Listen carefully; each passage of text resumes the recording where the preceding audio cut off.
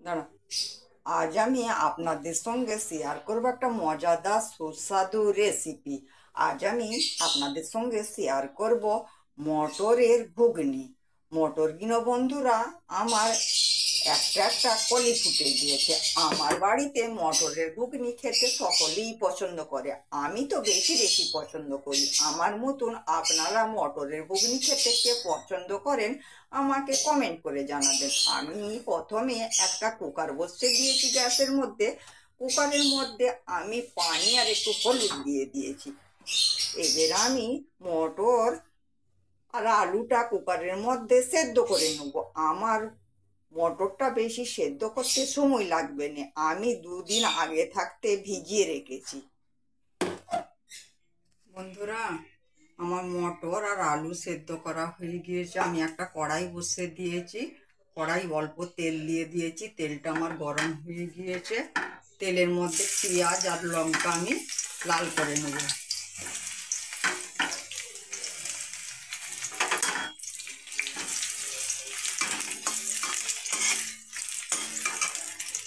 পেঁয়াজ লঙ্কা আমার লাল করছি, আর এই ধারে আমি আদা রসুন থেতো করে রেখেছি। আদা রসুনটা আমি এর মধ্যে দিয়ে দিলাম।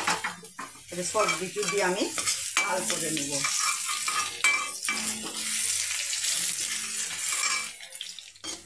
আমার লঙ্কা পেঁয়াজ আদা রসুন লাল হয়ে গিয়েছে। এর মধ্যে আমি একটু পানি দিয়ে দিলাম। এবার আমি শুকনো পাউডার দিয়ে এক এক করে দিয়ে দেবো।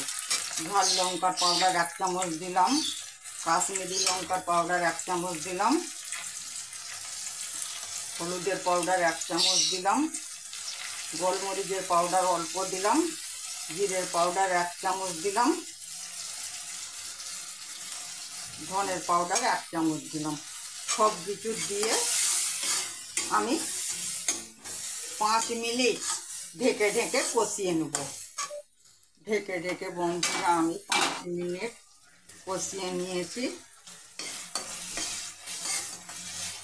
এর মধ্যে মটর আর আলু সেদ্ধ করে রেখেছিলাম, এগুলো দিয়ে দিলাম। এগুলো দিয়েও একটু নেড়ে চেড়ে নেব।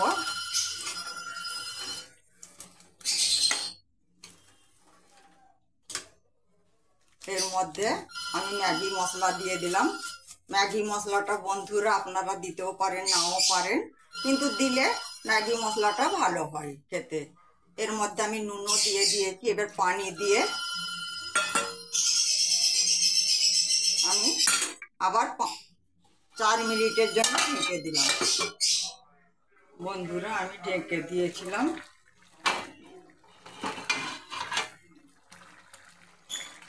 আলুগুলো আমি চামচের সাহায্যে ভেঙে দিয়েছি। এবার আমি ধনেপাতা কুচি দিয়ে দিলাম।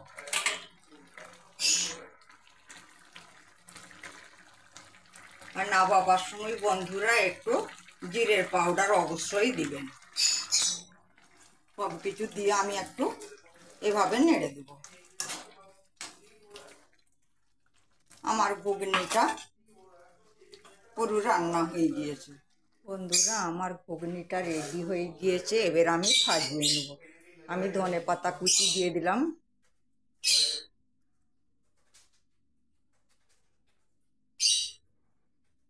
গাজর কুচি দিয়ে দিলাম,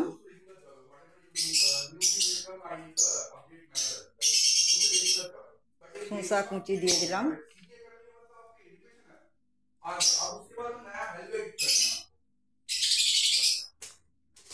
ঝুরি ভাজা দিয়ে দিলাম,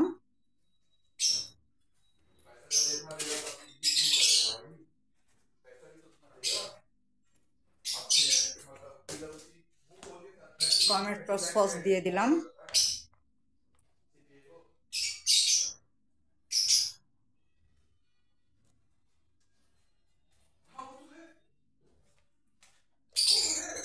নেবু নিকড়ে দিয়ে দিলাম।